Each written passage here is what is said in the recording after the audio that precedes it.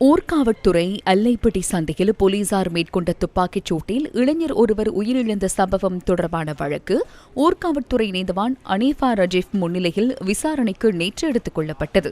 இந்த வழக்கு தொடர்பில் மத்திய குற்றப்புலனாய்வு பிரிவு 15 பேரிடம் விசாரணை மேற்கொள்ள வேண்டும் எனும் அறிக்கையை நீதிமன்றத்தில் சமர்ப்பித்தது. விடயங்களை ஆராய்ந்த நீதவான் குறித்த 15 பேரிடமும் விசாரணை மேற்கொள்வதற்கான அழைப்பாணை விடுப்பதற்கான அனுமதியை வழங்கி உத்தரவிட்டார்.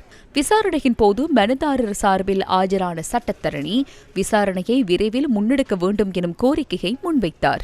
இதனை கருத்தில் கொண்ட நீதவான் விசாரணைகளை விரைவுபடுத்துமாறு அதிகாரிகளுக்கு உத்தரவிட்டார்.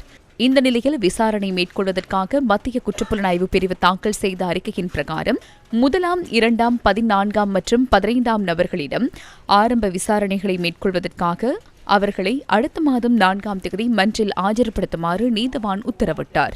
கடந்த பிப்ரவரி மாதம் 10ஆம் தேதி ஊர்காவற்துறை அல்லைப்பட்டி சந்தையில் கட்டளையை மீறி பயணித்த வேன் மீது போலீசார் நடத்திய துப்பாக்கிச் சூட்டில் வட்டுக்கோட்டையைச் சேர்ந்த 17 வயதான இளைஞன் ஒருவர் உயிரிழந்தார்.